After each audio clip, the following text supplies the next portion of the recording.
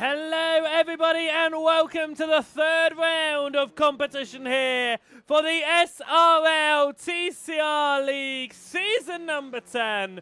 We are back and we are here at the Long Beach Street Circuit.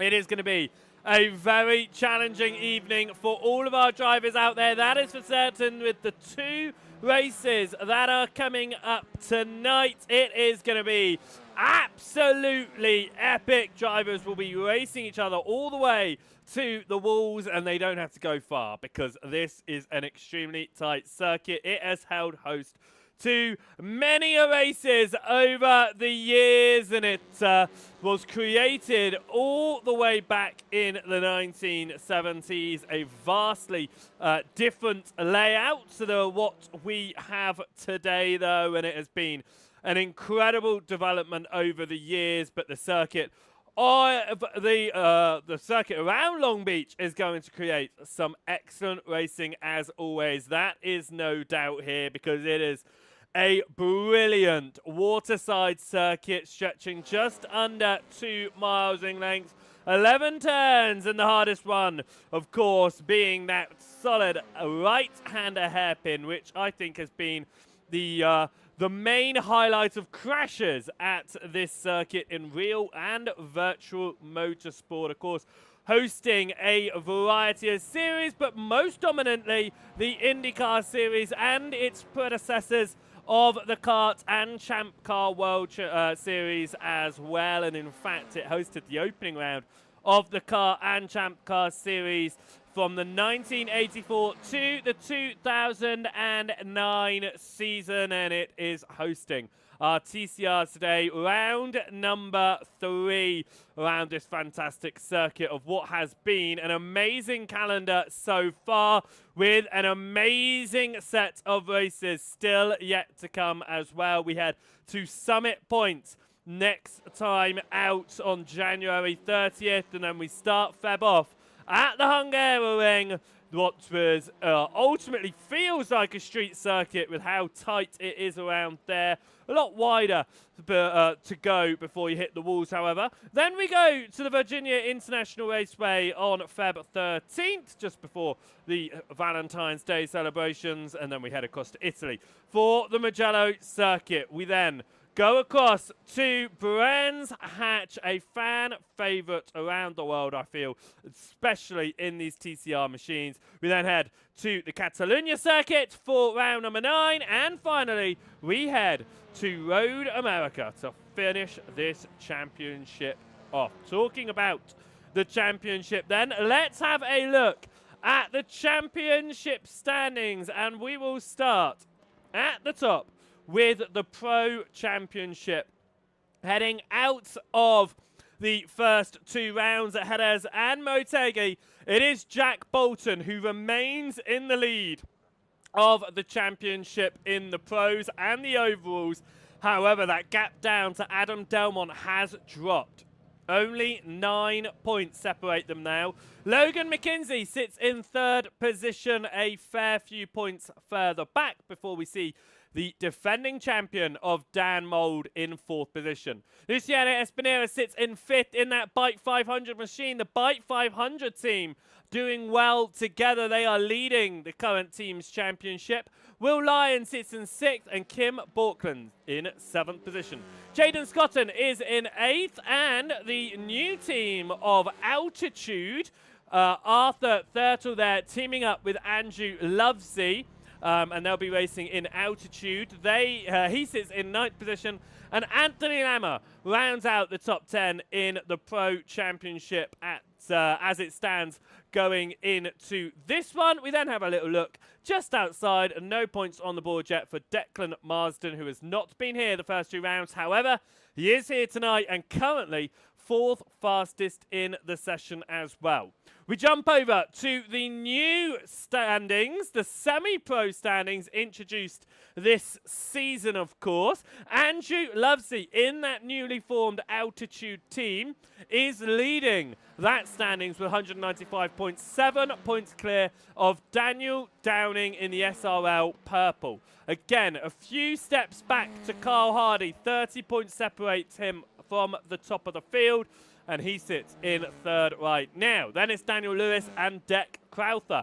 Kev Ayler, he sits in sixth position, just a couple of points behind Crowther, and John Brown currently sits in seventh. Ronald de Jong, even with a victory, sorry, no, not a victory to his name, but some good results to his name, he hasn't been able to pull himself straight to the front. I was thinking of another driver that took a victory in a different class, which we will get to in a moment. Tom Woodcock coming home in ninth in that one, sitting ninth, sorry, at the moment in this one. And Mahan Kodaman rounds out the top 10 right now in your newly formed semi-pros. All of your semi-pros have put points on the board, which means Mark Draper, Stephen Fry, and Jay Cooley are sitting at the back of that field right now as we go into the third round of asking. Across to the Pro-Am Championship. No defending Pro-Am Championships in this class, so will be a new winner here. And Gonzalo Oliveira of that leading Byte 500 team also leads in the Pro-Am Championship with 168 points. Demis Tigchelaar sits in second. And the man I was thinking of before, JB Dejay, he has taken a victory in that Pro-Am class. He is unable to race tonight, which is a shame for him. But he is sitting very nicely right now with 145 points. Of course, there will be drop weeks on offer throughout the season, which means Dejay will be taking a drop here tonight. Now, a name who was not previously in the Pro-Am Championship, Jack Brown. He has jumped up from the amateur class and into the Pro-Am class, which has shifted our AMs around a little bit. We'll talk about that in a moment. However, Jack Brown sits fourth in the Pro-Am class after being promoted up into this one. He has a little bit of a way to go to catch up to Oliveira, but it's certainly not out of reach with still with 8 more rounds on the board. Fraser Garrity sits in 5th position in this one, tied with Paul Hurley. Lucas Henschel is 7th right now ahead of Craig Walters. Alan McCain sits in 9th, just a few points ahead of Stuart Gibbons. And then you have Kevin Marshall say, the last of the drivers who have currently put in points, no points on the board yet for Luke Woodhouse or James Colden. We then have a look at this AM class, and with the promotion, it means that Thomas Coombe now sits at the top of that standing. Coombe with 2 class wins. Jeff Saunders has the other 2 class wins, and it's 15 points separating the 2 JC Academy drivers running under the Opal and the Topaz banners. So there are a few JC Academy drivers in this one, but they are right now topping the amateur class. Torben Mayo sits just behind in 3rd position ahead of Van Reen, and then you got Andy Littler there just ahead of Ben Gibbons. Vigard Olsen-Leah sits in 7th. He is looking very fast in this session right now, along with Torben Mayo. Chris London sits in 8th right now in class ahead of James Brown, and then there are again a few names without any points on the board right now in the championship, but hopefully we'll see them start putting in their first points soon.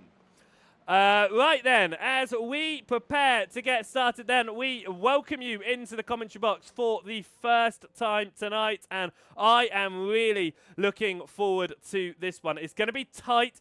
Overtaking is going to be a challenge. Qualifying, therefore, is going to be quite important here today. But I do think there are going to be overtaking opportunities, definitely in touring cars. There may be a little bit of wheel-to-wheel combat as drivers try to find any positions that they can. I do think this circuit is challenging, but it can create some amazing racing. So let's find out how that's all going to go here tonight. Now, if you are watching us for the first time and you are watching over on the YouTube channel, make sure that you subscribe to SRL TV so that you don't miss out on any of these races, and you can catch them all live every Friday from 9:15 p.m. GMT. If you want to watch a first-person view, then head across to the Simulation Racing League's Twitch channel, and you can see one of our drivers, Dan Mould, defending champion, race around the circuit from his POV. And then if you are watching over on the Twitch page as well, make sure you hit the follow button there on Joseph Wright TV, because then you are notified whenever we go live and bring all the broadcasts over there as well. Right, this was a little bit of a longer intro than normal, covering all of the classes, making sure that we covered every single championship, so we know where everyone stands heading into this third race. So therefore, practice is already done here. Qualifying is just about to begin in a moment's time, and our drivers, a strong 40-car field, are going to be heading around the streets of Long Beach here in California to see what they can do and where they can place their cars. Bonus points on offer, of course, in qualifying to get yourself on pole position, and that is per class. There will be 4 pole sitters in this qualifying session, 1 for each of the classes. So, without further ado, let's stop talking about it all up here in the commentary booth. Let's get down onto the track for the qualifying session for the third round of asking. Now, qualifying so far has been dominated by Jack Boulton, who has found his way to pole position in both of the opening rounds so far. However, he is only running 9th fastest in the practice session, almost half a second behind. Can he find that time in qualifying? Now, of course, qualifying is going to be important to find yourself some space around here to get in a valid lap, especially with a grid full of 40 drivers trying to get their lap times in. It is going to be a very, very tight track out there, and we are going to have a look at where everyone is on our wonderful track map so that we can keep an eye on who's getting some space out there and who is struggling to find those places. Now, we are going to go and jump down to the man who has found it on pole position so far throughout this season, as he has done 2-4-2 at the moment. Jack Boulton is out on track, and there he is coming out of pit lane in the number 31 machine. Now you can see just how many cars there are out there and how busy it is about to get, with all of our cars heading onto the circuit to try and get in a qualifying lap, and that is going to have some influence over the qualifying laps. Is just the space that drivers will or will not find will be directly influencing the lap times that are able to place, and it could mean that drivers such as Boulton, who has found himself on pole in both the races so far, might not be able to get his way to the front of the field. Of course, 2 poles has not meant a string of victories for Jack Boulton. He's only taken 1 race victory in the 4 races so far, and that was at the 2nd race at Jerez. However, he did not manage to get a win, even from the pole position last week at Motegi, after Dan Mould made a last lap move in race number 1, and he just wasn't able to make his way through the field in the 2nd race. Talking about series that have only seen not seen a repeat winner, classes I mean. So the pros have seen no repeat winners so far, 1 going to Delmont, Boulton, Mould and Thurtle. The semi-pros have not seen repeat winners either, 1 going to John Brown, 1 going to Crowther, 1 going to Daniel and Downing, and 1 going to Lovesey. It has been a bit of a mixed bag there. The Pro-Ams has only seen Demis Tigchelaar take 2. The other 2 have gone to Levera and Deshay. And the M's, it's 2 apiece for Saunders and Coombs. So they are looking to maybe take 3 each here as we head around the Long Beach circuit. Now, let's jump on board with Jack Boulton, who has made his way through the opening section of the lap, out of turn 5, and now onto West Shoreline Drive. In fact, Boulton is backing out of his lap there and deciding he is going to find it another time to go around the circuit. Run on board with Anthony Lammer here. He's got a clear track in front of him that is going to help him getting in the best lap, apart from the fact that he wouldn't have a tow pulling him along these longer straights. Right, into turn number 11, the tightest corner, I believe, in motor racing. It is an absolutely horrendous corner. I don't know why they've not changed it in 25 years, but there we go. And we, even longer than that, I think that hairpin's been there for, is absolutely disgusting. Right, Lammer comes across the timing line though, and we will start to see our times on the board. Adam Delmont is currently the fastest out there. Declan Marsden outsprints him, and Anthony Lammer does not get a lap time on the board in that one and visits back down pit lane. Marsden, this is his first week of racing in the series, not been able to attend the first 2 weeks. Can he find his way to that pole position. Kim Borkland has found some good time as well in second right now. Adam Delmont trying to take the fight to Jack Boulton is right there at the top. Boulton at the very bottom of those with lap times right now. But of course, Jack Boulton did back out on his lap time, so he is going to find it a little bit more eventually. We are watching Scott Malcolm here right now. He is the fastest of the amateur drivers. Knocks down to second in class, actually, because Torben Mail now is the fastest amateur driver. When we were having a look in the practice session, Vigard Olsen Leah and Torben Mail were both the fastest AMs. They were finding good pace out there. Will they be able to replicate it here in qualifying? You can see just how packed the back end of this field is right now and how busy it is out there on the circuit trying to get some lap times in. It's not going to be easy to find your way around this circuit and find a whole lap of clean air and put it in as best as you can, but drivers are certainly going to try the best that they can. Now we come out through turn number 11 of the hairpin from Scott Malcolm.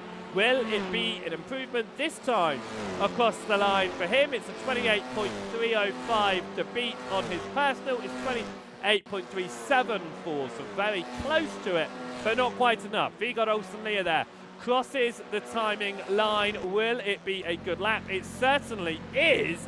It is only 0.08 of a second off of Torben Mail, who was fastest in class, but Ben Gibbons has just found a huge amount of time in area motorsport and finds his way to the front of the amateur class. Fastest right now in your semi-pro class is Daniel Downing of SRL Purple, looking to take the fight to the top of the semi-pros alongside Andrew Lovesey if he's able to. Jack Brown stepping into the Pro-Am field. After being in the amateurs for the first 2 rounds of the season, he was promoted up to the Pro-Ams, which took away his 3 class victories. He will now be looking for his first class victory in the Pro-Am field. Will he be able to do it? Racing, as you can see, in the Next Gen Racing Green Machines, teammates with the man currently on provisional pole position. It is Adam Delmont who finds his way to the front. Dan Mould finds significant amount of time, pushing up into second place right now. McKinsey crosses the line.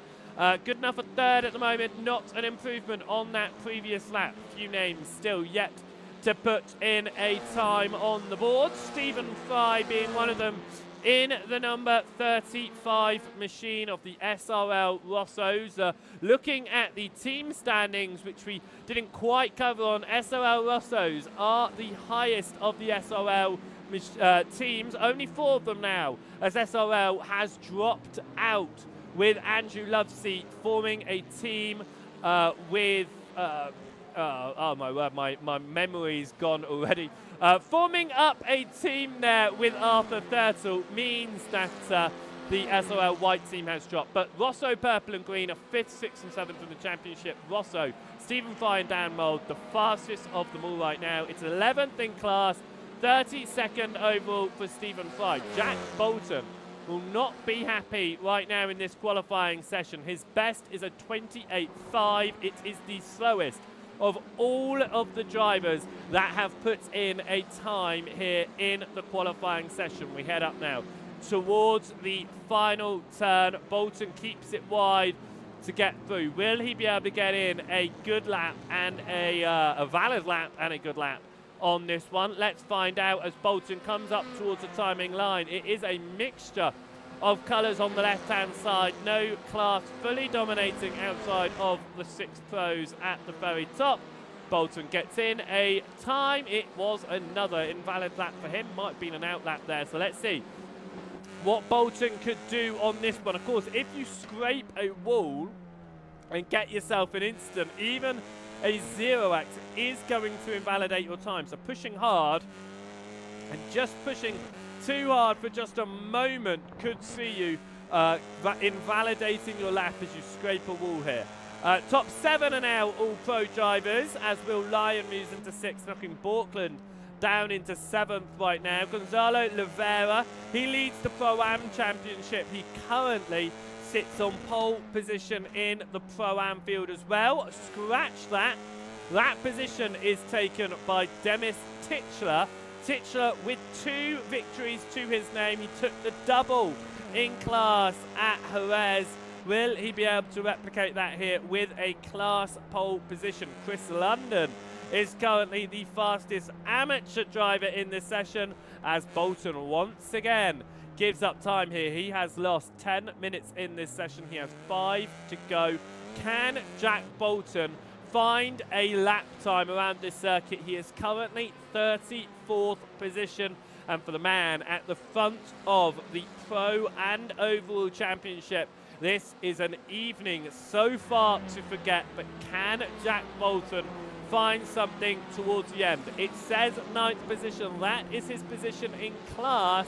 He is 30th overall on the left-hand side there, knocked down now to 31st position overall. This is not what Jack Boulton would want. He only has 4 drivers behind him that have put in lap times. We're still waiting on lap times from the pro driver of Luciano Espinera, the semi-pro driver of Mark Draper, the pro-am driver of Stuart Gibbons, and the am driver of Jeff Saunders. Saunders has taken 2 class victories so far this season alongside Thomas Coombe, who has taken the other 2, and those 2 drivers now lead the amateur class, with Jack Brown being promoted up into the Pro-Am field after some very dominant displays in the opening 2 rounds in that Am class, and he was getting himself in the mix of the Pro-Ams and occasionally the semi-pros as well.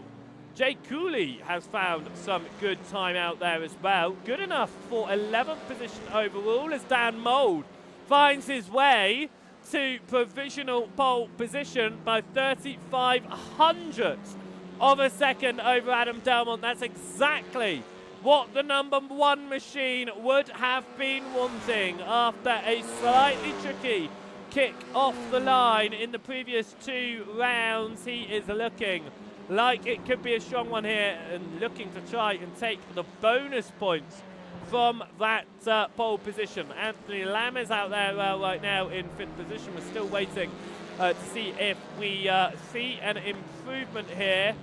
And I think we have seen an improvement actually from our pro driver, if I can find him, of Jack Boulton. It is an improvement for Boulton.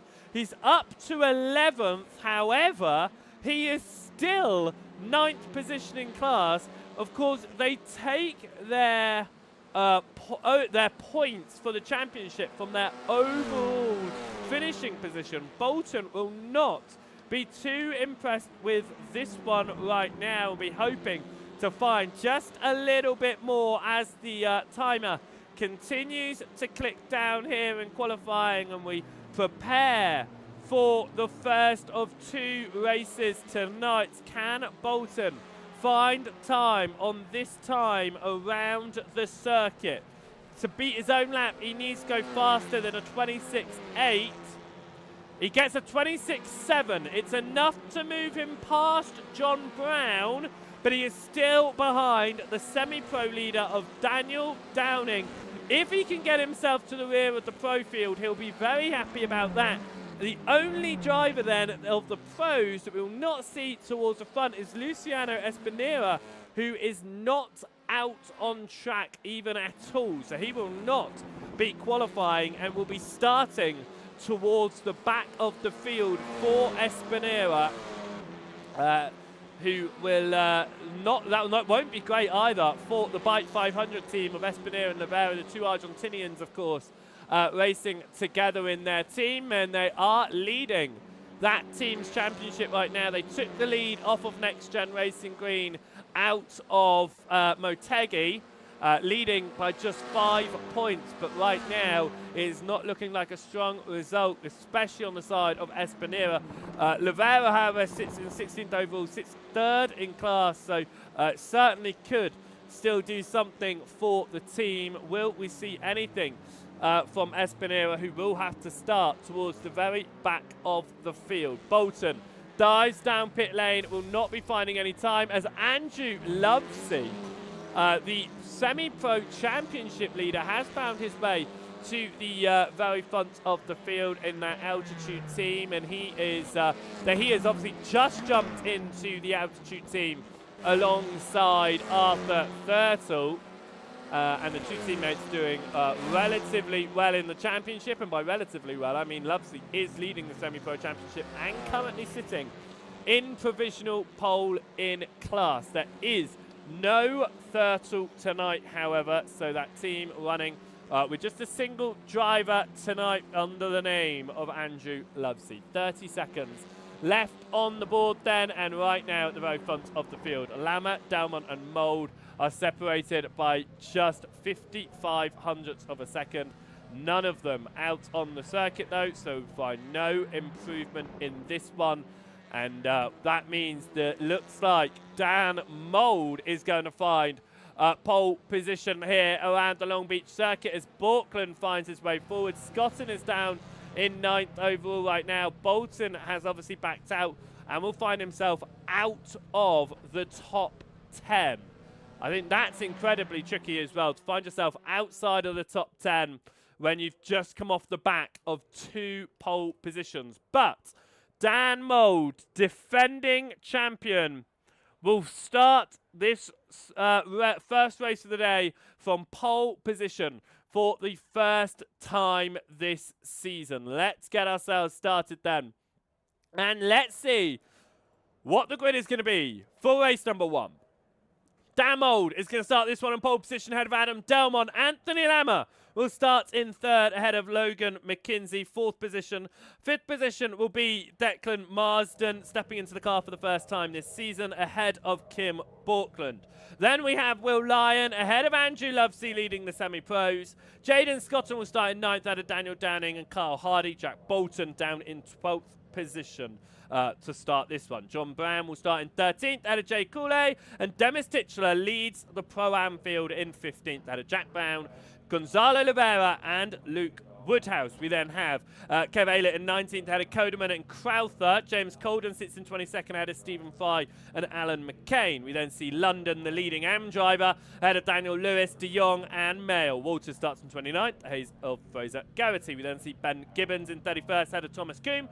Vigod Olsen-Leah starts in 33rd position, Scott Malcolm in 34th, 35th for Paul Hurley and Mark Draper in 36th. Luciano Espinera will start in 37th, ahead of Jeff Saunders and Stuart Gibbons will round this 39-car field up from the back of the track. We are looking forward to how this one goes. Race number 1 will be 20 minutes of racing action. We'll then prepare for race number 2, which will be 25 minutes with a top 15 invert.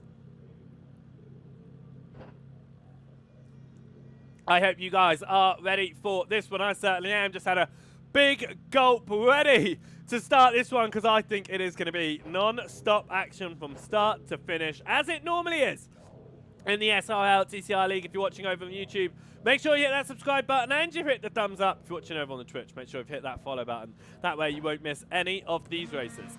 20 minutes on the clock then. Dan Mould starting from pole position out of Adam Delmont at the front of the field in the pro class. It stretches back 20 rows and they are going to come past the camera. The whole field is going to fly by underneath the green flag as it waves, and we are up towards turn number 1 here on the opening lap. Are we going to get it nice and clean towards the front? It looks like there's already an accident and a big shunt behind as drivers get accordion affected there. Another car around, more cars around here, and we are to an almost stop here on the opening lap of the race. Most of the field caught up in it in some way or other here as drivers try to just stay where they are, not get themselves involved in anything extra on the opening sections here, as Ronald de Jong major damage, and it looked like de Jong was one of the first cars to go around in all of that. But at the front of the field, Adam Delmont has pulled away on what is going to be about 14 laps of racing in this 20-minute race. But it looks like at the very front of the field they've sorted themselves out. Damage there for Jack Boulton. Championship leader has got some major damage to his car as we head around the end of the lap here, and Boulton is still making overtakes even with that damage. Gets past Jaden Scotton. Scotton falls behind Tigchelaar as well, and across the timing line we are going to go on the opening lap of the race, and it has been a big hit for a lot of drivers. Talking about big hits, Jaden Scotton has got some major damage, extremely slow through the final corner, and now diving down pit lane as well, as it looks like Adam Delmont is still leading ahead of Lama. Dan Mould fell a couple of positions on the start there as drivers tried to sort themselves out. There were multiple cars down pit lane trying to get themselves sorted. About 10 of them, it looks like, have had to jump down pit lane to sort their cars out. Vigard Olsen Lear then, in your pro class, in your AM class, has found his way to the very front of the amateur class, 16th position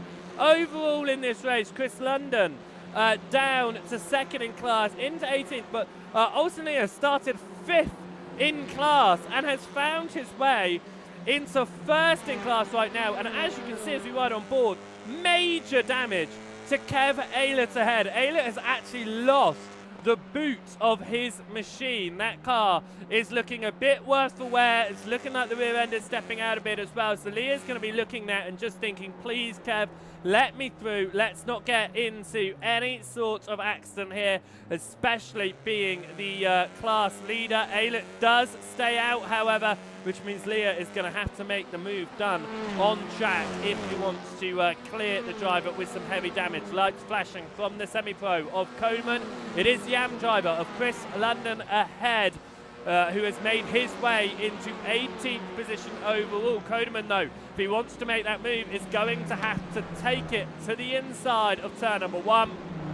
That's exactly what he does. Just enough room for him to sneak on through, and through goes indeed. Thomas Coombe there looked to try and take second in the amateur class, as this is a fight between Coombe and London for second in class right now. Thomas Coombe running in that JC Academy car. He's taken 2 class victories so far this season. He scrapes the wall and gets the dust up into the air there, but does hold on with, he is under attack from Daniel Lewis. Ben Gibbons and Scott Malcolm are just behind as well. They've only got Daniel Lewis between themselves and that battle for the AM class podium. So the amateurs all going at it right now, looking to see if they can do something around the Long Beach circuit.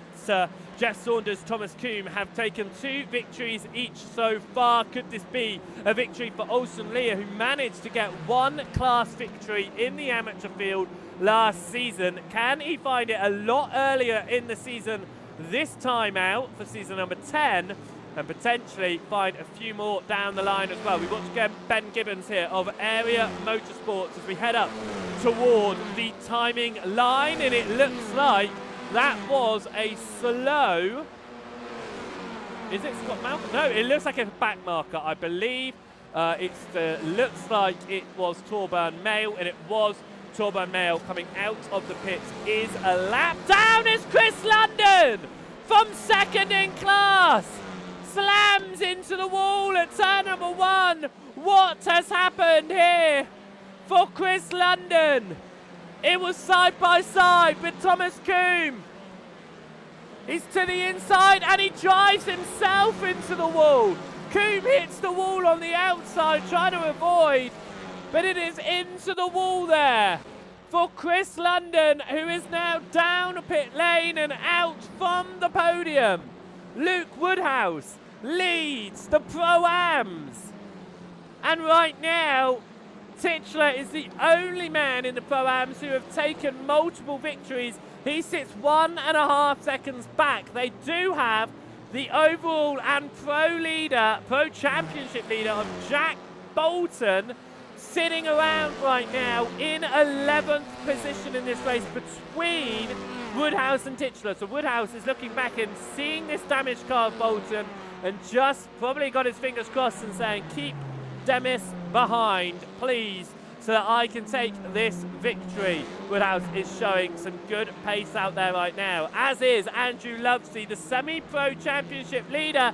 He also is leading this race from what was pole position in class as well. There's a few positions gaining in the back there as Daniel Lewis had to visit pit lane and get his car repaired as well. We watched Stephen Fry. Fry has got some damage on the front end as well, all from that opening lap, of course. Major contact on the opening lap of the race, with most of the field involved in one thing or another. It has meant that drivers are out there dealing with some pretty significant damage to their machines. I've driven these TCR machines, and I know that it's more than just visual when you have damage looking like they are out there. Back up towards the front then, we've not really been looking at them today.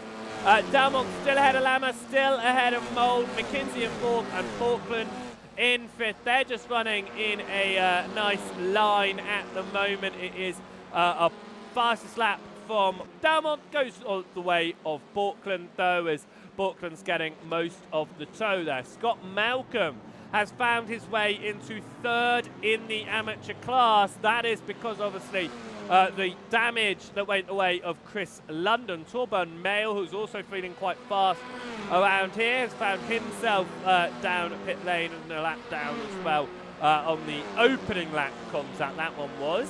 Scott Malcolm though is about 1.3 off of Gibbons. Thomas Coombe has fallen to fourth position after avoiding the accident that Chris London was in. So they have swapped and he's fallen off of the podium here, but looking to try and get the opal of the JC Academy team back up onto that podium there. Coombe with 2 wins so far to his name in class.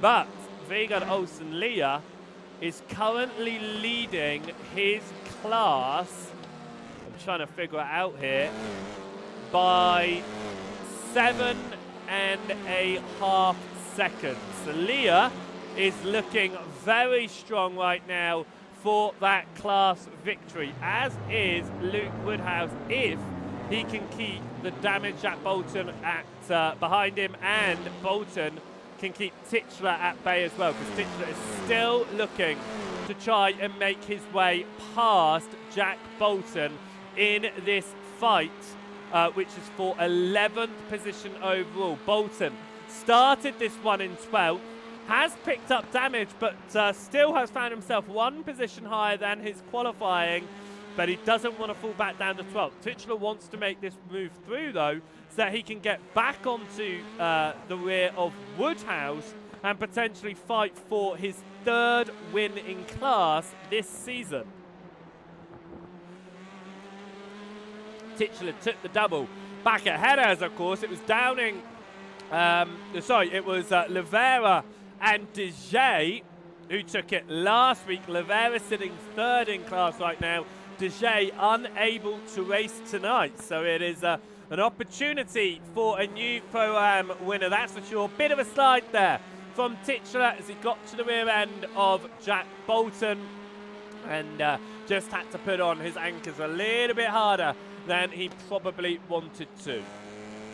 We look at the Cinemark, apparently. Isn't it beautiful? We look at this fight ongoing in the amateur class right now. Ben Gibbons still 2nd in class, ahead of Scott Malcolm. It is Thomas Coombe behind, but Coombe has dropped back a bit, and they do have Torburn Mail a lap down, of course, in the middle of that fight right now. Thomas Coombe, though, after being on with a chance of a 2nd position, has fallen to 4th and potentially continues to move toward time. Could Jeff Saunders work his way up here? Of course, Coombe and Saunders are at the top of the amateur championship right now.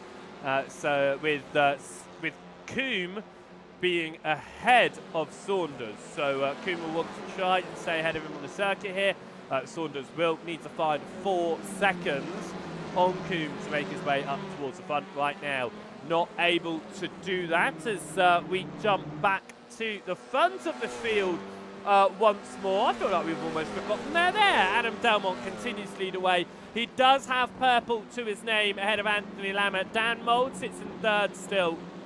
Eddie McKenzie and Borkland, and still they hold that gap ahead of Andrew Lovesey.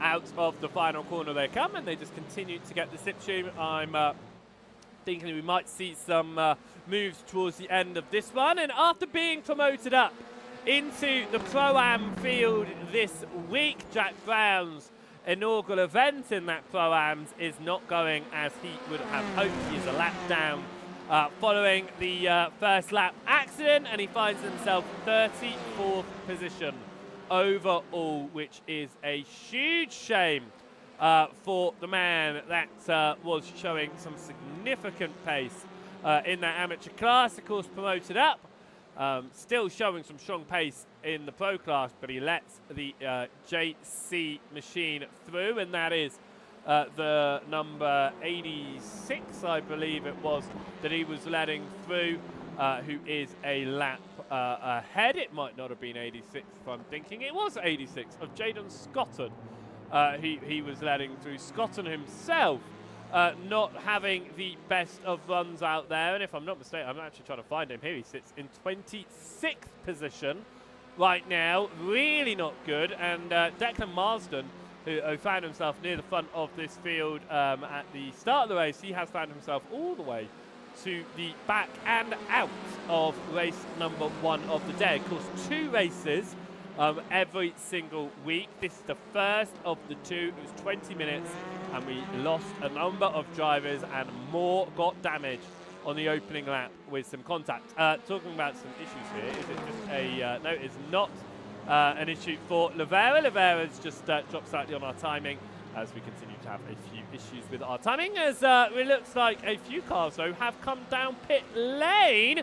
Andrew Lovesey is down pit lane, and so is Daniel Downing. Downing looks like he has some significant damage, but the man who is leading the semi-pros is down pit lane. Has there been some sort of incident? Yes, there has! A big issue for Andrew Lovesey here. What happened?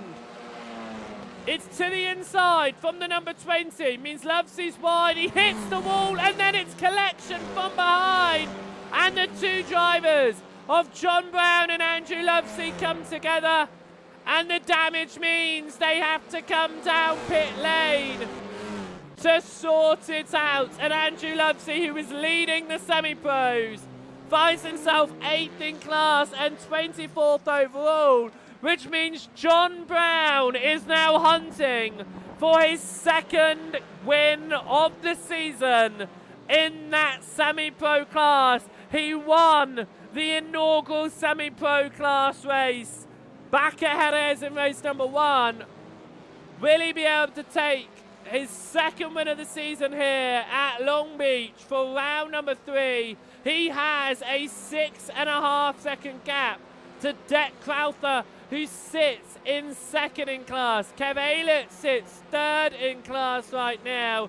And Vigard Olsen-Lear has just got some strong pace around here. So did his teammate Torben Mail. Mail caught up in the accident though on the opening lap. But the 2 of them, the 2 Sim Racing Norway amateur endurance teams, drivers, have just got pace here at Long Beach. And Olsen-Lear is sitting about 10.5 seconds clear of Ben Gibbons right now. That fight in the amateur class still ongoing as Scott Malcolm in the Lubin Motorsports continues to chase down Ben Gibbons. Thomas Coombe is less than a second back now, could get himself back involved in this one with about 3 more laps to go at the end of this lap. as we head through turn number 6 there.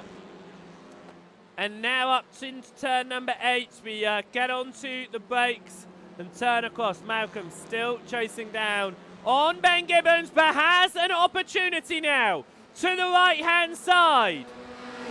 Goes Scott Malcolm to make this move to try and get second in class. He gets the inside line, but it's going to be held on the outside by Gibbons.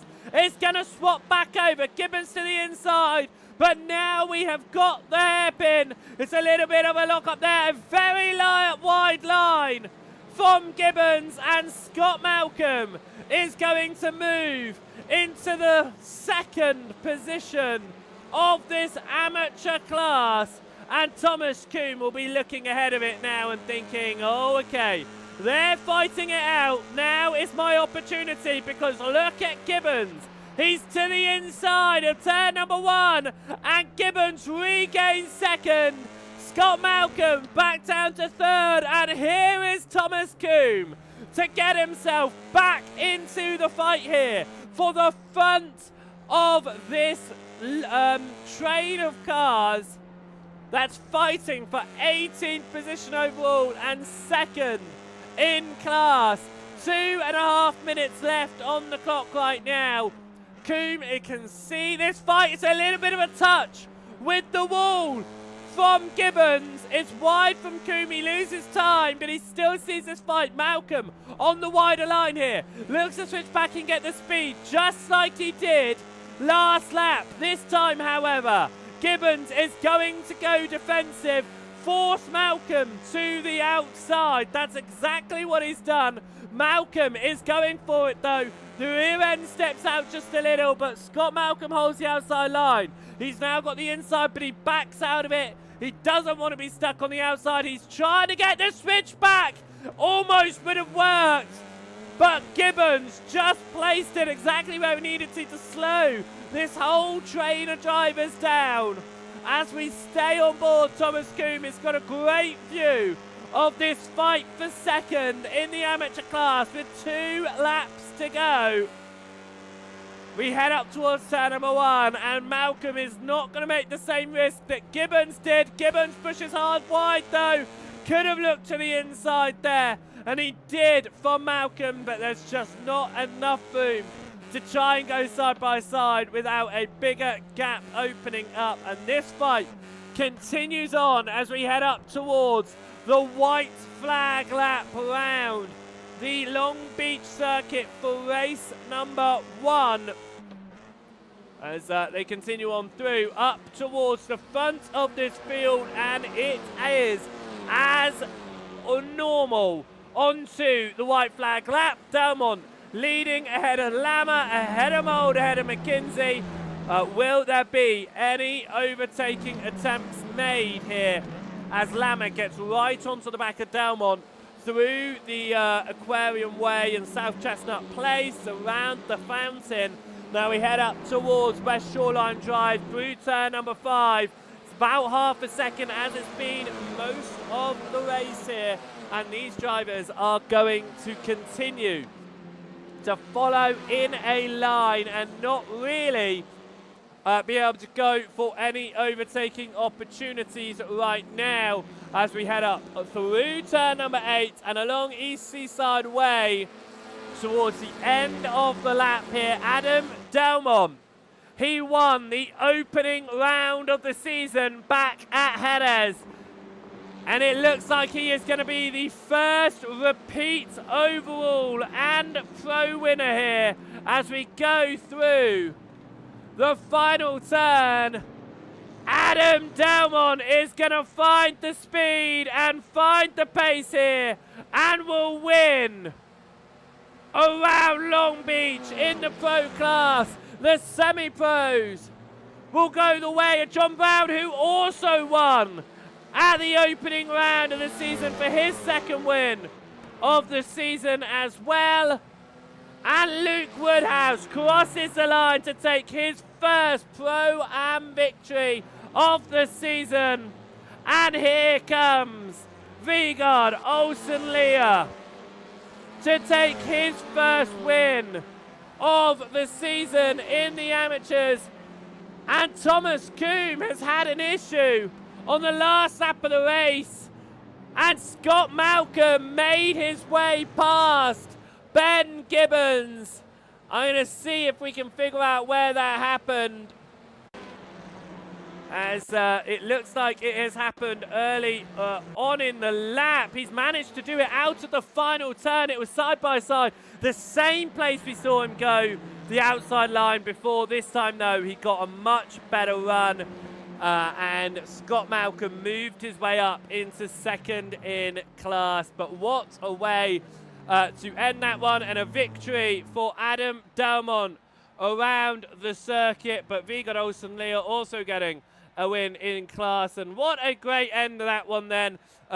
Repeat winners for the pros and semi-pros in Adam Delmont and John Brown. New winners in the Pro-Ams and Ams for Luke Woodhouse and Vegard Olsen-Lear. Let's have a look at the results then out of the first race of the day.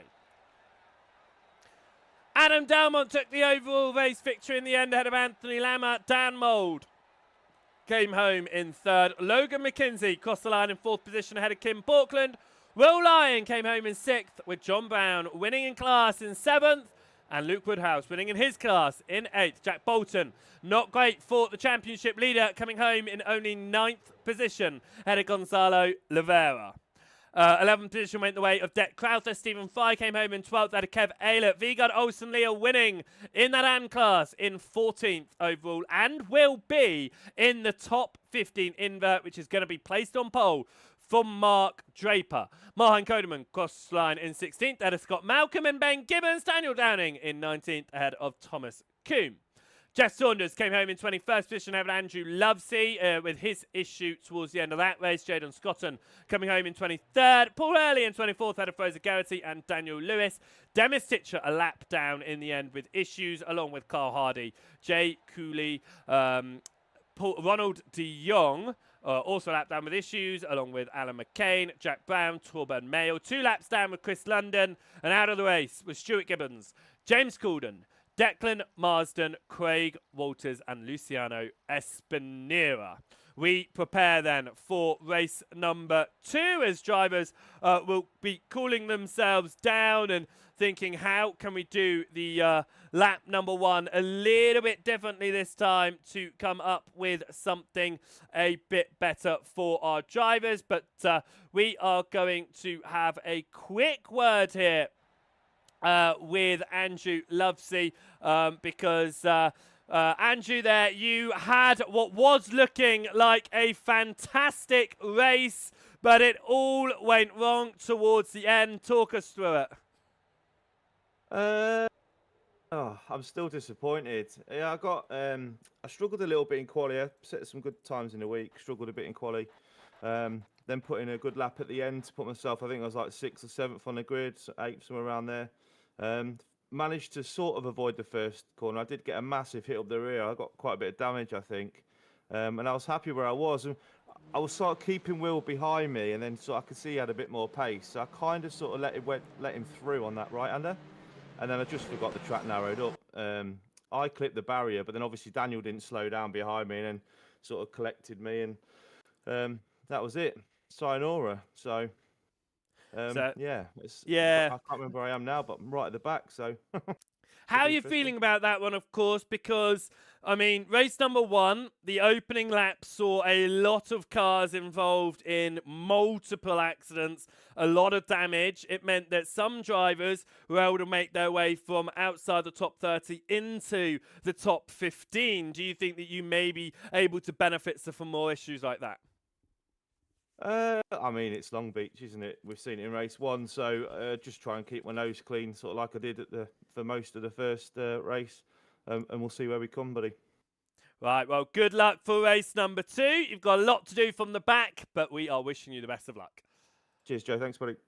Andrew, love to see that. Coming home in that one out of the good points after leading the semi-pros for most of the race. As he said, just a small mistake. It led to some contact and it ended up being what was quite a hefty hit. Of course, Lovesley stepping into the altitude team here at Long Beach after racing under SRL White in the opening 2 rounds. He has partnered up with Arthur Thurtle, who's unable to race today, but it means that the 2 drivers are working together in that altitude team. And the altitude team itself not doing badly at all. 4th in the championship with 308 points. They sit about 80 points off of the lead right now, but with drop points that will come later on as well. It certainly is going to be close as this championship continues in all of our different classes as well as our teams. We are going to prepare ourselves for the second race of the day here then, because warm-up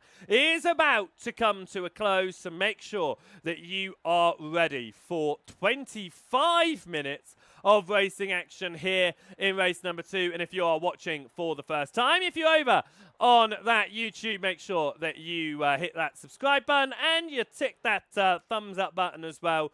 And if you're watching over on the Twitch, that you have hit that follow button. That way you'll be notified whenever we go live for all of the wonderful events that come your way.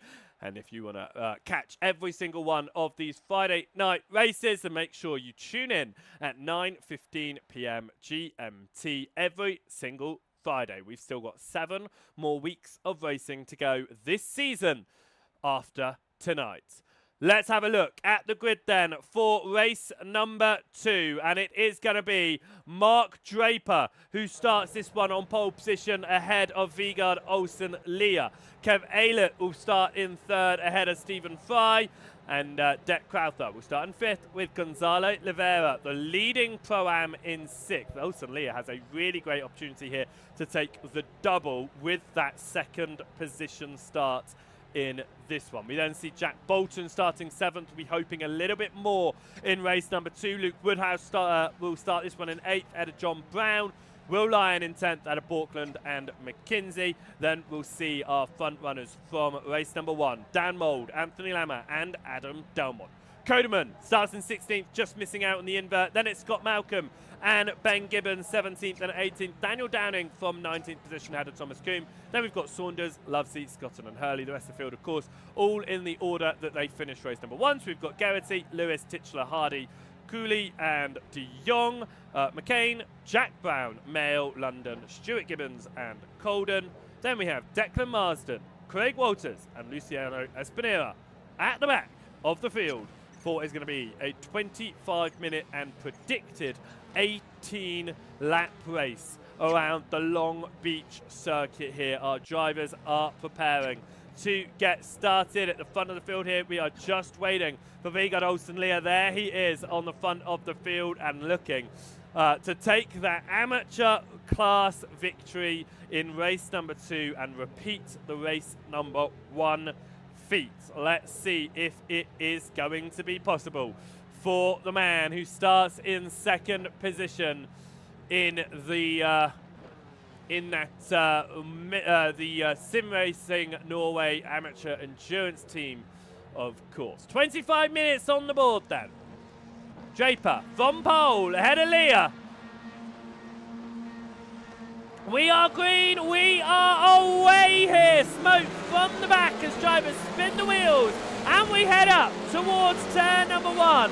Are we going to remain all clean this time as they come up towards turn number 1? It was accident early doors from a lot of cars in race 1. Are they going to take it easier here? Bolton goes to the inside, moves up to 4th already on that inside line as we jump back to see if we all face the right way. Out of turn number 1 we do. It looks like we've got cars bunching up and around through the exit of the fountain. He mines out the way though, but a big road blockage here as drivers try to pull clear, but once again cars involved, and it looks like there are some big names involved in this one on the opening lap of the race, including Dan Mould, defending champion, has found himself around, and Vegard Olsen Leah, the amateur driver, is leading here at Long Beach. After taking his first class win of the season, he's hunting an overall victory we come out of the final turn. You can just see how tight it is here at the very front of the field. Jack Boulton has managed to move his way up to third. No damage on his car this time, like he had in race 1. He was unable to move towards the front. Can Boulton also take a second victory here tonight? Just like Dan Mould did, Boulton touches into the rear of Stephen Fry. Fry into the back of Olsen Leah there. But Leah is leading the way at the front of this one. It is not an easy train to lead, though. You can just see how many cars are involved in this one. We head through turn number 5, as it's just a whole gathering of cars there, as we see Gonzalo Oliveira leading the class here. Not too sure why that's showing incorrectly there.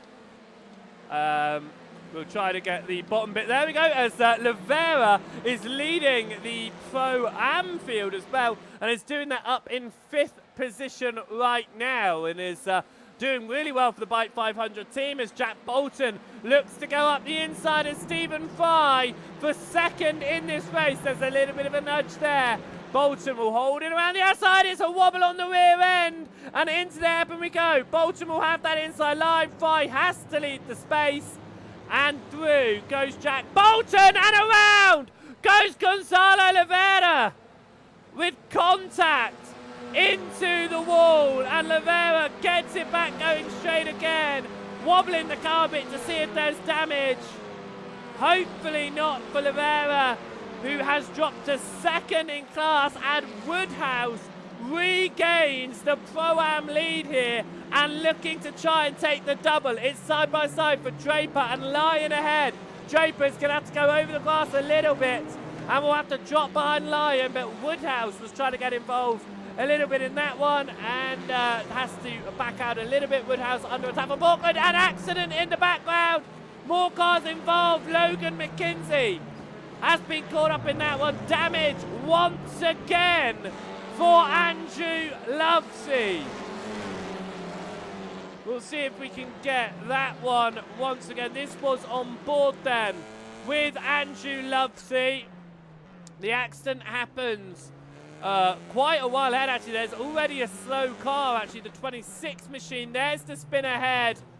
And Lovesey, oh, it's just the smallest of taps for Lovesey, but it has led to quite significant damage. In fact, Lovesey having to pull over to the side here with major damage, trying to get it repaired. Adam Delmont has got a few scratches on his car, is into 4th in class, up to 9th overall here, looking to maybe try and take a double, as that was Kim Portland just up ahead, diving from 3rd in the Pro class into pit lane. A lot of damage out there as Jack Boulton goes purple and sits on the rear end of the amateur driver Vegard Olsen Leah, who is still leading this race early doors and has had a fantastic start to this one. That was into the wall slightly there from Stephen Fry, as we ride on board with Vegard Olsen Leah to look back at Jack Boulton and Stephen Fry chasing behind. Kev Aylett's not too far behind either,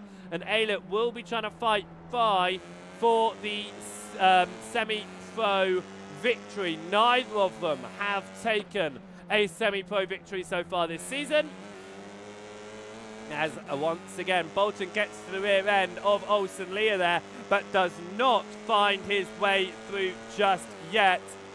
Leah has been doing a fantastic job. I said that Leah and Mayo were both looking fast in that Sim Racing Norway team around this Long Beach circuit. Leah showing it right now as him running at the very front of this field and holding off the driver who's leading the championship heading into here. And look at that, a tight line from Boulton there, but Leah gets the power down just a little bit earlier and immediately moves across to defend. As we go across the timing line, will Boulton go to the inside here? He made a number of positions on the opening lap by going that tighter line, looks for it, backs out as Mark Draper gets the purple lap overall so far. Of course, those bonus points for fastest laps do go the way of the fastest per class, not just overall either. This is the 6-car, I would even argue 7-car trainer drivers that goes from 1st to 7th and does include a driver from all of the classes right now. As we head around turn number 6 and up into turn number 8, will Boulton be able to find his way past Leah? This time around, that was definitely hit with the wall behind. Was it potentially Draper into the wall there? I think it was. He's slowing down in the background there, and Luke Woodhouse moves past Mark Draper to get into 6th position overall, and it's smoke for Olsen Leah. It's smoke for the AM leader, who now has to try and get that car straight and has to wait, and through goes Ben Gibbons. Ben Gibbons takes the lead of the amateur class with Olsen Leah's spin. What happened there? For Vegard Olsen Leah, who's now down to 4th. That looked like contact. That looked like it may have been contact there. We ride on board with Jack Boulton leading up to that accident there. Was it contact? The way they looked like they were far enough apart, but the way that Olsen Leah spun looked like there was contact here. So we ride on board with Jack Boulton. This is where they get close. And it is definite contact. Jack Boulton touches Vegard Olsen Leah, who goes spinning. That is a real shame indeed.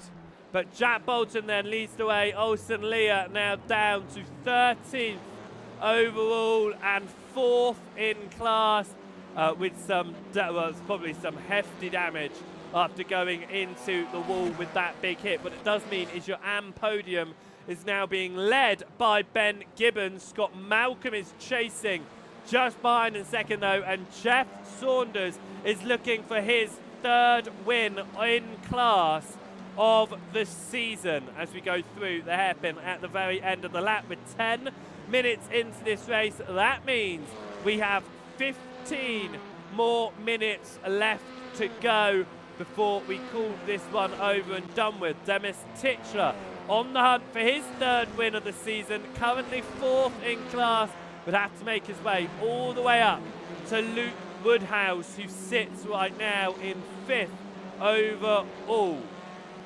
And part of this train of drivers that goes down to 6th position, where drivers are all about half a second between each other. But if anything like the fight for the lead in race number 1, there's not going to be much changing going on. Demis Tigchelaar here, chasing down Jack Brown. Jack Brown promoted into the Pro-Ams after the first 2 rounds here, racing in that Pro-Ams now for Next Gen Racing Green. Had an accident in race number 1 that made him fall all the way to the back of the field. However, he is now up to 3rd in that Pro-Am field, 14th overall, and just ahead of Demis Tigchelaar. Fraser Geraghty chasing down. Geraghty 5th in class right now. Fraser Geraghty, of course, is an AM champion. He won the amateur class back in season number 6. He's been trophyless since then. However, he is showing some decent pace around the field. Running right now 5th in that class. As I said, Scott Malcolm then chasing down Ben Gibbons. That gap has opened up, and Gibbons has been looking very quick in his Azeri Motorsport car in that number 12 machine, and looking to try and take it to a victory. Of course, he was running in 2nd until the very end of race number 1, and then Malcolm managed to make his way through and get into the 2nd place slot on the final lap, or well, the penultimate lap of asking. Can Ben Gibbons keep it ahead of Scott Malcolm this time?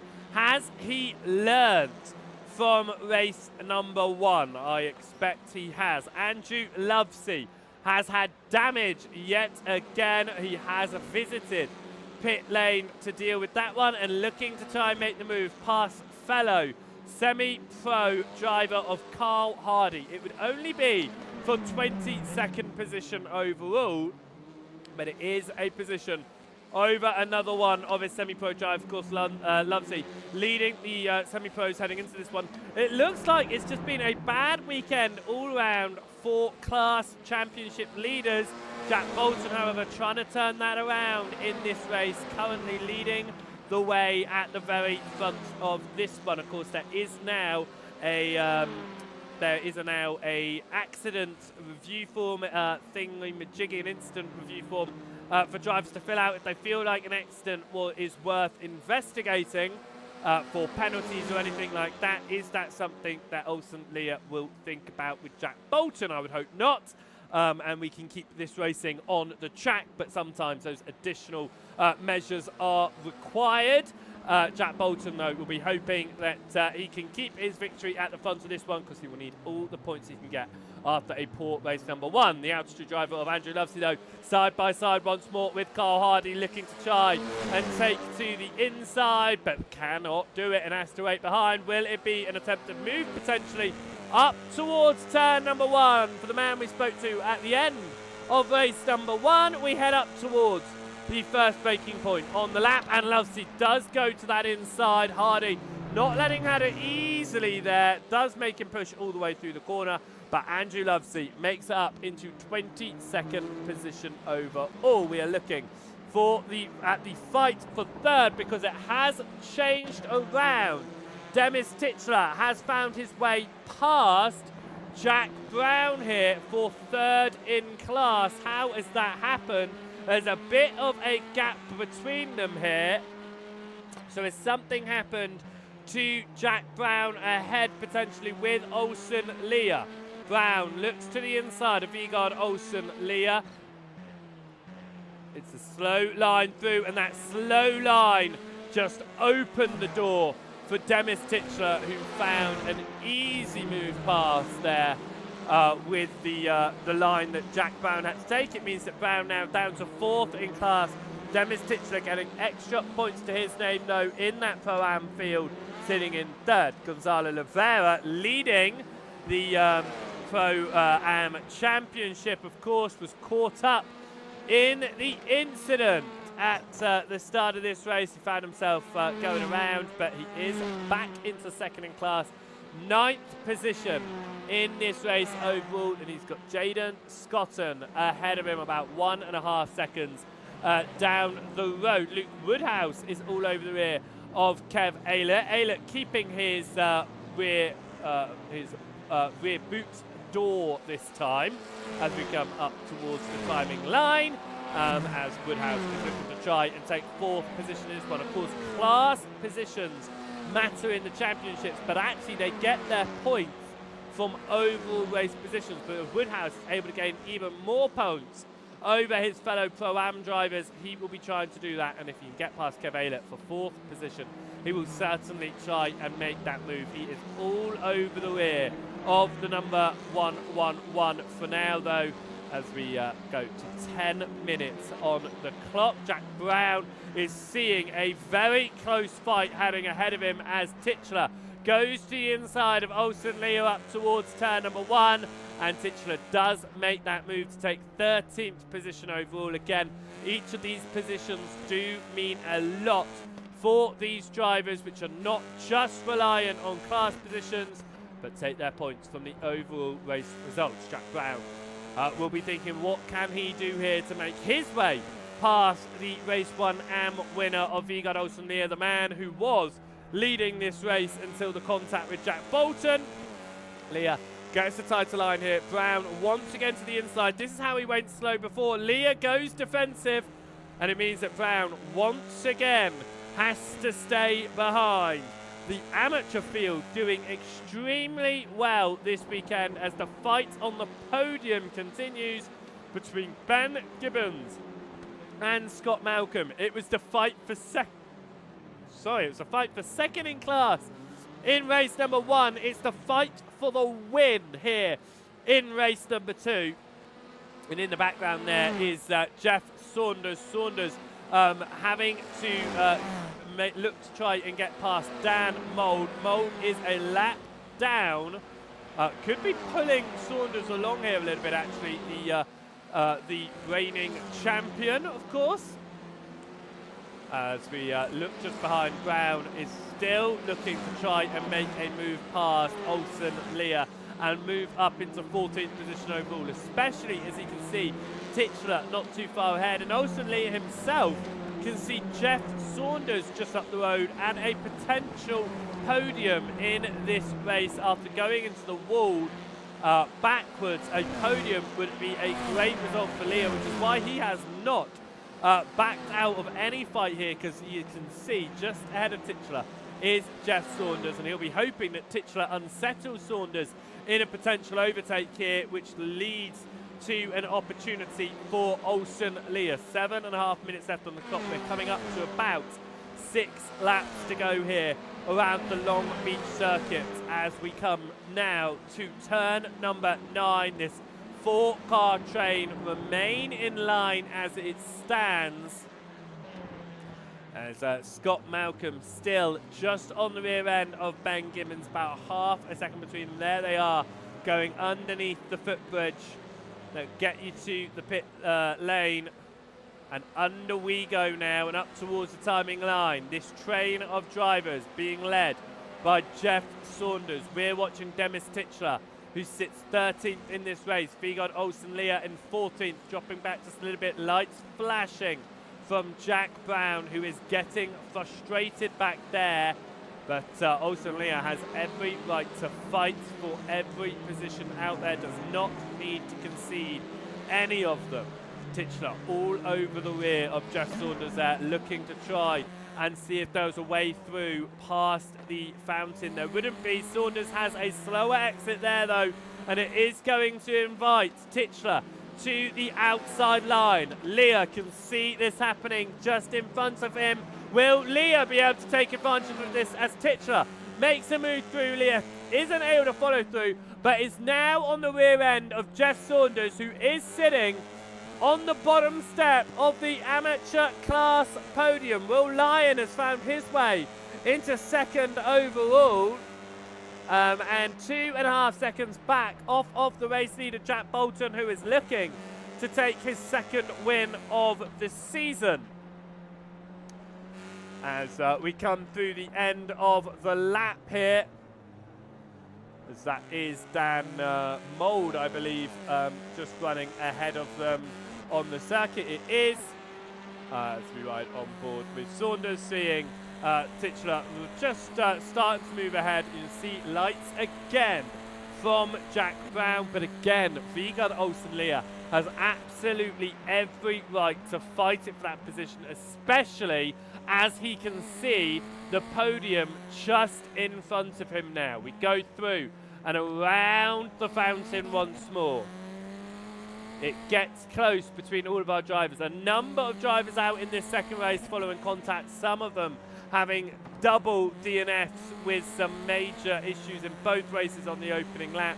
It took a little bit longer in race number 2 for the incidents to occur, but they still did occur around the fountain, which meant that a number of drivers picked up damage and others went out of the race. Right, Saunders is going to go defensive here as Olsen Leah looks to the outside to try and make that wider line work, to do the switch back in the end to the inside. Get some good speed here, running a drag race now with the Audi on his left-hand side. Will go onto the brakes and will take the Honda in front right now, and Jack Brown is looking to try and get past this fighting amateur duo, but Vigard Olsen Leah, after ending up in the barriers with contact with Jack Brown, has found his way back into an AM class podium. He does sit 4 seconds behind Scott Malcolm, who sits is second in class right now, fighting for that lead.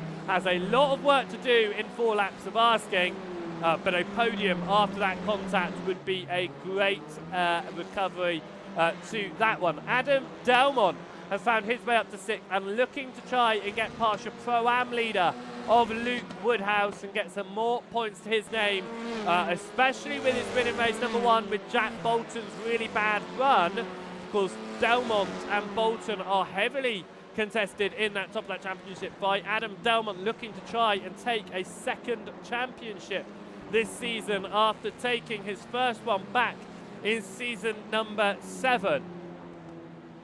We head up now towards the hairpin, and Delmont is all over the rear of Woodhouse looking to try and potentially make a move through here for 5th position as we come across the timing line to tick down to 3 laps to go. Jack Boulton leading the way, 1.5 seconds clear of Will Lyon. There is potentially going to be a fight between your semi-pros of Stephen Fry and Kev Aylett, both those drivers hunting down first wins of the season. That was Mark Draper into the wall out of turn number 1. It was just a bit of a scrape there. Doesn't look like it's caused any issue for him as Delmont still follows behind Woodhouse, looking to see if there's potentially a location he can overtake. He did some weaving on the main straight to basically say, look, I'm here. But of course, again, no driver obligated to give up position, even for drivers in a higher class. They take their points from overalls. So for Luke Woodhouse right now, who is sitting 4 positions ahead of championship leader Gonzalo Oliveira, he's going to want to try and stay ahead of Adam Delmont in this one to maximise his points to those behind him. Lights flashing from Delmont there as Jeff Saunders and Jack Brown fight it out here as Brown continues to try and move up some positions. Also gets to the inside of, it looks like, of Kim Portland. No, Portland's getting involved. That one, there's a little bit of a nudge there between Jack Brown and Jeff Saunders. Saunders on the inside, Brown on the outside, and Brown is going to take that position, but there was a big nudge there. Viggo Olsen-Lear has managed to pull a gap of 2 seconds to this train behind, which now has got Kim Borkland and Jay Cooley involved in this one as well, just behind as we go on to 2 laps to go. Jack Boulton still leading the way. The gap has dropped to a second here, but unless Will Lyon can find a huge amount of speed on the final lap of asking, it looks like Jack Boulton is going to find his way to a 2nd win of the season, which is exactly the same results we got in the pros at Jerez, with Delmont winning race 1 and Boulton winning race 2. And right now it's showing that being on pole is not all it's cracked up to be for your overall pole, with Jack Boulton unable to convert his pole at Jerez into a win in race 1. He got the win in the inverted race 2, and he didn't get a win at all at Motegi, even after getting the pole. Scott Malcolm here getting pushed along by Demis Tigchelaar. Is Tigchelaar going to go for the overtake or potentially try and help Malcolm out with his fight with Ben Gibbons? Gibbons and Malcolm both looking for their first class victories here as Adam Delmont and Luke Woodhouse fight it out towards the end of the lap. Delmont has made that move through though, and it looks like we've gone checkered. That was the checkered. It called it at the end. Jack Boulton wins. We've gone checkered right at the end there. Stephen Fry took the win in class, and Luke Woodhouse has taken a win in class as well. Ben Gibbons will take that win. It's gone checkered right at the end there. Just not enough time for Boulton to go onto a new lap of asking. As most of the field come through, it was opened up in those fights. There wasn't too much that was close together for the end of that one as drivers just tried to survive all the way to the end. But Jack Boulton, after getting a poor race number 1, turned it around here in race number 2 to take the race victory. Let us see how the results came out of race number 2 here. Jack Boulton won that one in the end ahead of Will Lyons. Stephen Fry took the win in the semi-pros ahead of Kev Aylett. Adam Delmont coming home in 5th position. Luke Woodhouse took the Pro-Am victory ahead of Mark Draper. Jaden Scotton took home 8th ahead of Gonzalo Oliveira. And Ben Gibbons rounded out the top 10 and took his first class victory of the season as well. And just looking at those victories in the Pro-Ams, of course, for Luke Woodhouse, he took the double. And we saw the double, of course, for Demis Tigchelaar back at round number 1, so it's nice again for Woodhouse to take the double here. In your semi-pros then, obviously going the way of Stephen Fry, that is Fry's first victory of the season, off the back of John Brown's second win in race number 1. And of course, in your pros, Jack Boulton, he took his second win of the season as well in your pro and your overall races. So some good results there for some new names and some recurring names. Right, let's look outside of the top 10. We had Scott Malcolm, who came home 11th ahead of Demis Tigchelaar. Vigard Olsen-Leah crossed the line in 13th ahead of Jack Brown. Kim Borkland came home in 15th ahead of Jeff Saunders, and Jay Cooley in 17th. Torban Mayo came home in 18th position. 19th went the way of Daniel Lewis, and Fraser Geraghty rounded out your top 20. Alan McCain, Andrew Lovesey, Carl Hardy and John Brown were your last drivers to finish on the lead lap of the race. A lap down was Paul Hurley, Dan Mould and Thomas Coombe, and out of the race was Dec Crowther, Chris London, Logan McKenzie, Daniel Downing, Anthony Lammer, Marhan Kodeman and Ronald de Jong. Of course, some more drivers at the back there did not get started in this final race of the day for Stuart Gibbons, James Coulden, Declan Marsden, Craig Walters and Luciano Espinera. Right then, after that race and 2 great races, let's see who there is around that we can pull up for an interview. And I think we do need to have a talk with the man that was promoted this week in the race as Jack Brown there. You were promoted up into the Pro-Ams this week. It could have been a race to remember, but it looked like it was instead a weekend to forget. You did get 4th in class in the second race, but it looked like a pretty tricky weekend. Yeah, it definitely was. I had a terrible start to the first race. Going in at T1, went a bit too wide, just got spun. Ended up in P32. Race number 2, though, you managed to make your way through the field a bit. You were stuck in that amateur class fight for quite some time, though, flashing your lights. How was that feeling for you, just being stuck behind there, not being able to make your way through? I definitely had the pace. I'd say that I definitely need to improve on passing, but with Long Beach being such a difficult track and it's so tight, it can be quite difficult at times.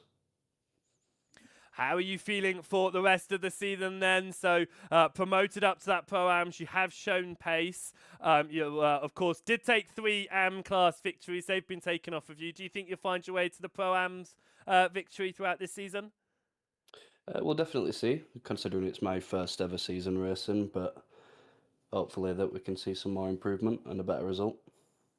Well, good luck for the rest of the season, Jack. Hopefully we'll be pulling you in once again to talk about some great results. Thanks, Joseph. Jack Brown there, coming home in the second one in 4th after finishing the first race outside of the top 30. Then we had a fight in the amateur class all evening long in both race number 1 and race number 2. Race number 1, it went your way, Scott. You came up ahead of Ben. In race number 2, though, you were just behind in that fight for the win. Talk us through your evening. I had an absolute blast. That was absolutely superb racing against Ben there. First race was I managed to get past him twice, and then he got back in front of me. But I made it past him in the second last lap or something like that. But in the second race, I think he learned, because he was a lot harder to try and get past this time.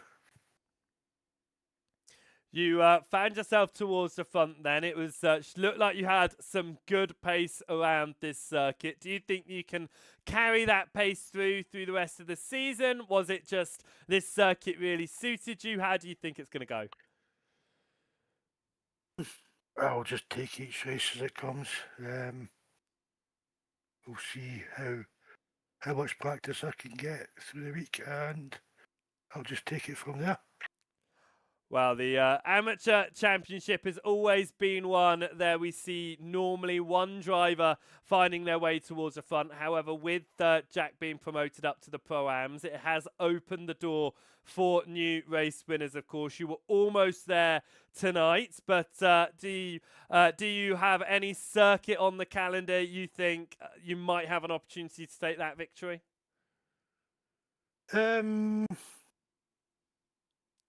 Like I said, I'll just take each track as it comes. If I get enough practice for the week, you never know. If I don't, then tough. We'll see how it goes. Well, you've had a great evening of racing today, as you say. You were able to come out into second in both of those races in class. And I think actually more amazingly for, I think, the AM drivers there, you were up inside the top 20 in race 1, inside the top 15 in race number 2. Did you imagine yourself pulling the fight to so many other drivers out there and finding yourself so high up the grid today? Not at this track. There was no way I was imagining to be like top 20, especially after qualifying. My qualifying pace is just non-existent in any track. I think I started second last. I think it was Paul was behind me. But to get top 20 was just amazing, and to get a top 10 in that second race is just, I'm speechless. Well, it was an absolutely amazing weekend for you, Scott. Well done. And it was the highlights of the evening, I would say, on the broadcast as well. Your fights in that lead of the AMs, it was brilliant to watch. So well done. Cheers, Joe. Thanks very much. And we'll hopefully catch you again and speak to you again soon this season. Yeah, cool. Hopefully. All right, Scott Malcolm there coming home in second in class in both of those races. And one last man who I would like to talk to out of that one. Race number 1 was not yours, Jack Boulton. It was a write-off, but you came through and found the pace in race number 2. And I would say turn number 1 of race number 2. What a move to the inside. Well, I'm not sure about a move, but yeah, it was. It's a hard track. This, we were just talking about it then. Obviously, everyone's checking up on each other through there, so everyone's braking earlier than the next, and then it's just a hard track. I was a bit off the pace around here, to be honest, so I'm surprised I'd done as well as I did. I say you certainly didn't look the same speed in qualifying. You went from the off the back of 2 pole positions into a 12th. Race number 1, of course. Being in 12th, it meant that you picked up that damage. How bad was that damage to drive with? Yeah, it was about a second and a half a lap. It was pretty bad. I think the race number 2 showed how much it was hindering you. You found your way through, of course. The one thing that I will have to pick up on is the contact with Olsen Lear in that fight for the lead. What do you feel about that one from what you saw? You have to run me back through it. So it was the fight. It was the overtake for the lead, running behind Vigard through turn number 10, just before the hairpin. You ducked to the inside. There was a tiny little tap. Yeah, and it looked like him spinning into the wall. It was netcode because I wasn't actually up the inside. I sort of backed out of it, and he still sort of had a bit of contact. So. Yeah, when we looked from the off-board, it definitely looked like you were far away. On board, I think from the angle we got, it looked you were a bit closer, but it definitely did not look aggressive. I just want to see your point on that one. But it wasn't intentional. No, they're definitely not. I don't think this is the thing with these series. I don't think we've ever seen an intentional wreck in one of these, and I think that's excellent to see. Accidents do happen, of course, but it does mean, though, is that you came out of that one with your second win of the season. It does mean you're obviously your rival. So at the moment, Adam Delmont, he got 2 great results this evening, which means that he is going to close those points. How are you feeling for the rest of the championship? Yeah, pretty good. Glad this track's out the way, to be honest. There was always a bit of a lemon track, this one.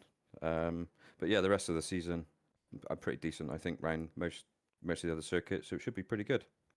Do you have a track that you are looking forward to more than any other for this season? Virginia's a pretty good track. Pretty good round there. It's good racing as well round there. Oh, well, let's see how that goes. I believe that's the 6th round, if I'm not mistaken, for that one. So it's going to be a great one. Jack, well done on race number 2. And let's see how you do in the championship as it continues. Thank you very much.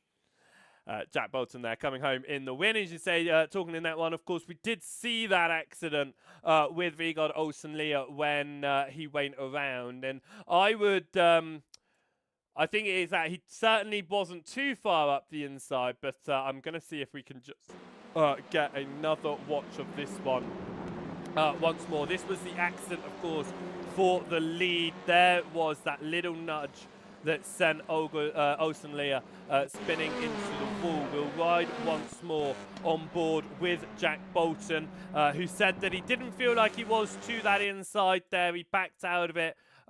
Let's just have a look here. He is definitely alongside from there. Of course, the view inside is always slightly different when we ride in on the cockpit. However, on top here, definite contact to the inside. But as we say, incidents do happen, and unfortunately for Olsen-Lear, it meant that he finished that one in 3rd in class in the end. But we are done here for the 3rd week of action. We will be back at Summit Point, of course, next week before we head across to the Hungaroring for the midway point in the season. It is going to be a great remainder of the season. And for the final time tonight, hello and welcome to the commentary booth here as we watch the sun start to set around the Long Beach circuit. It has been an absolutely fantastic evening of racing once more, as it always is. We have a great calendar coming your way here at SRL TV. Now, if you haven't already subscribed over on the YouTube, make sure you head across. If you're not watching over there, make sure you head to SRL TV's YouTube channel and you've hit that subscribe button so that you are able to watch all of these Friday night TCR races, as well as some occasional POV streams throughout the week as well in the TCR events. And also, if you're watching over on the Joseph Wright TV Twitch channel, make sure you hit that follow button over there. So once again, you're notified when we go live for these Friday events alongside all the other broadcasts that we do over there as well. Now, if you want to catch up with all of the races that have happened so far, but you don't quite have the time to watch these wonderful 2-hour broadcasts, then make sure you also head across to the Joseph Wright Broadcasting YouTube channel, and you can catch all of the highlight videos that are available so far. And this one will be up before tomorrow night, so you can head across and catch up to tonight's broadcast as well. But until next Friday, I hope you have an absolutely fantastic week ahead of you, and we will be back next week at Summit Point for the 4th round of asking, can Adam Delmont continue this streak of points runs and find himself ahead of Jack Boulton and pulling ahead in the overall and the Pro Championship to hunt his 2nd championship in the SRL TCR League? Or will Jack Boulton be able to find his way to the front for the first time? He was there heading into tonight. Will he still be there heading out of tonight? We'll have to find out. To make sure that you don't miss any of the standings updates, then you can check out all of the posts that go on the YouTube page as well from SRL TV, making sure you catch up with everything. And of course, you can also head across to the SRL Discord, which is linked in the SRL TV's YouTube stream, so that you can catch up on all of the standings and all of the discussions over there. So until next Friday, I hope you have a good week, and we will see you next time. Thank you so much for watching, and goodbye.